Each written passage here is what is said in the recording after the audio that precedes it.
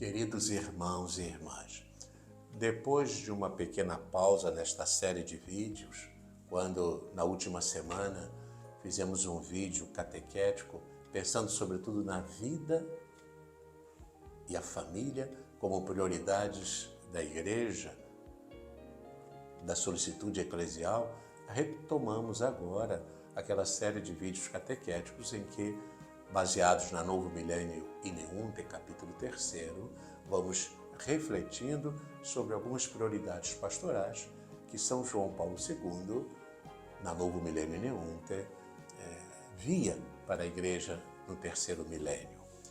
Recordemos que, ao encerrar o grande jubileu do ano 2000, São João Paulo II, ele nos brindou com a magnífica carta apostólica Novo Milênio in Eunte, na qual apontava para a Igreja no novo milênio algumas prioridades pastorais: a santidade, a oração, a Eucaristia dominical.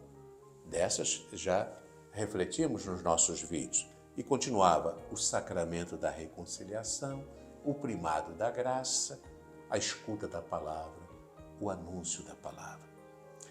Hoje vamos refletir um pouquinho sobre o sacramento da reconciliação, especialmente no tempo quaresmal, que pretende ser, sobretudo, um tempo que, através da recordação do batismo, ou sua preparação e por meio da penitência, os fiéis se preparam para a celebração do mistério pascal, mas também em outros tempos, como no tempo do Advento, nós damos uma atenção especial ao sacramento da reconciliação. E as fontes da nossa reflexão, neste breve vídeo, elas são tiradas, sobretudo, do magistério de São João Paulo II e cobrem praticamente todo o arco de tempo de seu pontificado, da sua primeira encíclica, Redemptor Hominis, até a sua carta apostólica Misericordia Dei, de 2002. Em 1979, na Redemptor Hominis, sua primeira e programática encíclica, São João Paulo II constata que nos últimos anos muito se fez para pôr em realce, em conformidade, aliás, com a mais antiga tradição da Igreja, o aspecto comunitário da penitência e, sobretudo, do sacramento da penitência na prática da Igreja.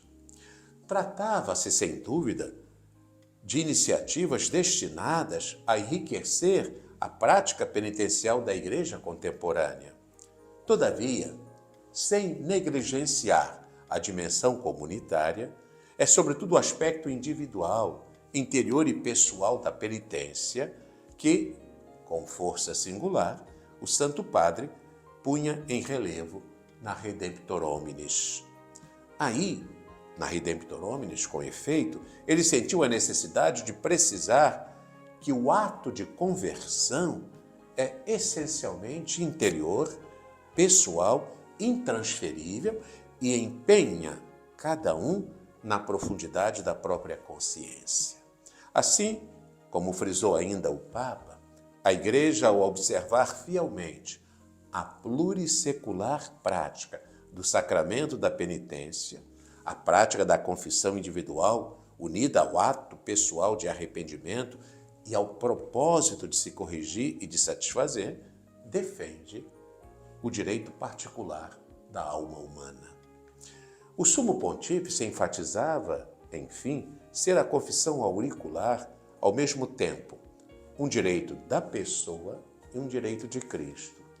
Um direito da pessoa, de cada homem, de cada mulher, a um encontro mais pessoal com Cristo crucificado que perdoa.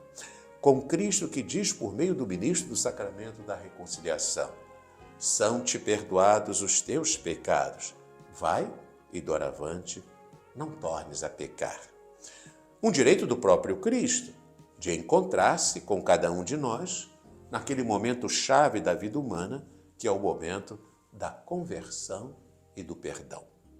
Em suma, mantendo o sacramento da penitência, a Igreja afirma expressamente a sua fé no mistério da redenção como realidade viva e vivificante, que corresponde à verdade interior do homem, corresponde à humana culpabilidade e também aos desejos da consciência humana.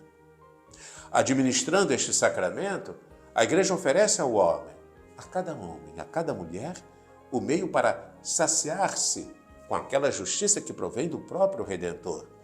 E, por conseguinte, cada homem e mulher, experimentar que são bem-aventurados os que têm fome e sede de justiça, porque serão saciados.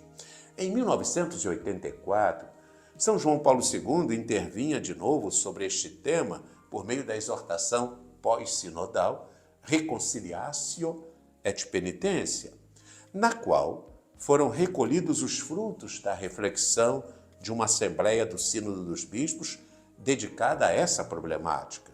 Ele aí convidava a que se fizesse todo o esforço para superar a crise do sentido do pecado que se verifica na cultura contemporânea. E mais ainda, que se voltasse a descobrir Cristo como Mysterium Pietatis, no qual Deus nos mostra o seu coração compassivo e nos reconcilia plenamente consigo. Ora, tal é o rosto de Cristo que importa fazer redescobrir também por meio do sacramento da penitência, que constitui, para um cristão, a via ordinária para obter o perdão e a remissão de seus pecados graves cometidos depois do batismo. Aos 6 de janeiro de 2001, encerrando o grande jubileu do ano 2000, São João Paulo II, como eu dizia ao princípio, na Novo Milênio in Eunte, nos exortava: solicito ainda uma renovada coragem pastoral para, na pedagogia cotidiana das comunidades cristãs, se propor de forma persuasiva e eficaz a prática do sacramento da reconciliação. Ele recordava, nesta ocasião, que quando o Sínodo de 1983 debruçou-se sobre o tema, estava à vista de todos a crise do sacramento da penitência, sobretudo em algumas regiões do mundo, observando ainda que os motivos que a originaram não desapareceram neste breve espaço de tempo. Mas o jubileu do ano 2000, caracterizado particularmente pelo recurso à penitência sacramental, ofereceu-nos, afirma o Papa, uma estimulante mensagem que não deve ser perdida. Se tantos fiéis, jovens muitos deles, se aproximam frutuosamente desse sacramento, provavelmente é necessário que os pastores se armem de maior confiança, criatividade e perseverança para o apresentarem e fazerem-no valorizar. São João Paulo II concluía, enfim, com esta exortação que nos encoraja a todos nós sacerdotes. Não devemos render-nos, queridos irmãos, no sacerdócio, diante de crises temporâneas. Os dons do Senhor e os sacramentos contam-se entre os mais preciosos deles, vêm daquele que bem conhece o coração do homem e é o Senhor da história. Finalmente, aos 7 de abril de 2002, na Carta Apostólica sob o título Misericórdia Dei, volta o Santo Padre São João Paulo II a considerar longamente o sacramento da reconciliação. Aí, nos 3 primeiros parágrafos da carta, salienta quanto segue. A missão de Cristo, aqui o Papa recorda, a encarnação do Verbo para salvar o povo dos seus pecados e abrir-lhe o caminho da salvação. O Papa recorda ainda o testemunho de João Batista, que aponta Jesus como o Cordeiro de Deus que tira o pecado do mundo, e fez uma chamada enérgica e premente à penitência, batizando no Jordão. Jesus, que embora sem pecado, submete-se ao batismo penitencial de João, deixando-se contar entre entre o número dos pecadores e antecipando já o batismo da sua morte e ressurreição. A missão de Cristo. Depois, o Papa salientava a missão confiada por Cristo aos apóstolos. Aqui, São João Paulo II, remetendo a Marcos 16, 15 e a Mateus 28, 18 a 20, recordava que a missão é o anúncio do reino de Deus e a pregação do Evangelho, tendo em vista a conversão. Ele salientava ainda, citando João 20, 22 a 23, que Jesus confiava aos apóstolos o poder de reconciliar com Deus e com a Igreja os pecadores arrependidos. Depois, o ministério da reconciliação na praxe da Igreja e a evolução da celebração do sacramento da penitência ao longo dos séculos. Aqui, o Papa salienta que o ministério da reconciliação, mediante o batismo e a penitência, revelou-se um empenho pastoral prezado e essencial no ministério sacerdotal. Salienta ainda que a evolução da celebração do sacramento da penitência ao longo da história se deu conservando a mesma estrutura fundamental, que compreende, além da participação do ministro, bispo ou presbítero, que julga e absolve, cura e sara em nome de Cristo, os atos do penitente, a contrição, a confissão e a satisfação. Em continuação, a Misericórdia Dei cita longamente, no parágrafo 4, o número 37 da Novo Milênio Ineunte, onde se solicitava, como vimos, um renovado empenho pastoral em favor do sacramento da reconciliação. No parágrafo seguinte, o 5º, reafirma a solicitude feita na Novo Milênio Ineunte, recordando que cada fiel, com as devidas disposições interiores, tem o direito de receber pessoalmente o dom sacramental da reconciliação. Finalmente, nos parágrafos 6 e 7, a Carta Apostólica Misericórdia Dei, de São João Paulo II, atinge o seu clímax.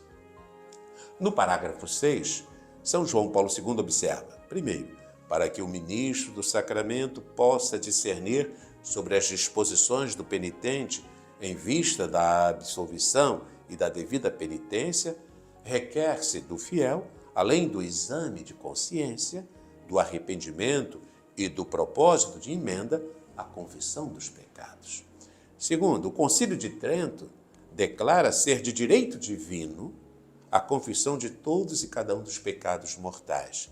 Terceiro, a Igreja viu sempre um nexo essencial entre o juízo confiado aos ministros do sacramento e a necessidade dos penitentes declararem os próprios pecados, salvo nos casos de impossibilidade. Quarto, sendo a confissão completa dos pecados graves, por instituição divina, parte constitutiva do sacramento, não está confiada ao arbítrio dos pastores, cabendo à autoridade eclesiástica competente, unicamente, os critérios para distinguir a impossibilidade real de confessar os pecados de outras situações cuja impossibilidade é só aparente ou, de algum modo, superável. No parágrafo 7, o Santo Padre, tendo presente as atuais circunstâncias pastorais e para atender aos pedidos de numerosos bispos, julga conveniente recordar algumas leis canônicas em vigor sob a celebração do sacramento da penitência. Trata-se, segundo o Papa, de tornar efetiva e de tutelar uma celebração cada vez mais fiel do sacramento diante da tendência ao abandono da confissão pessoal e ao recurso abusivo à absolvição geral, com graves danos para a vida espiritual dos fiéis e para a santidade da Igreja. E o Papa Francisco insiste conosco que não nos cansemos jamais de pedir perdão. E a nós, sacerdotes, ele recorda sempre que sejamos expressão da misericórdia de Deus. E, assim, diante deste rico e atual magistério, fazemos votos. Faço votos. Que possa cada um de nós sentir-se exortado a encontrar-se no sacramento da reconciliação com Cristo que perdoa exercendo assim um fundamental direito nosso e dele, de Cristo. E possamos nós, bispos e sacerdotes, viver uma renovada coragem pastoral para que na pedagogia cotidiana das comunidades cristãs seja proposta de forma persuasiva e eficaz a prática do sacramento da reconciliação. Deus a todos abençoe.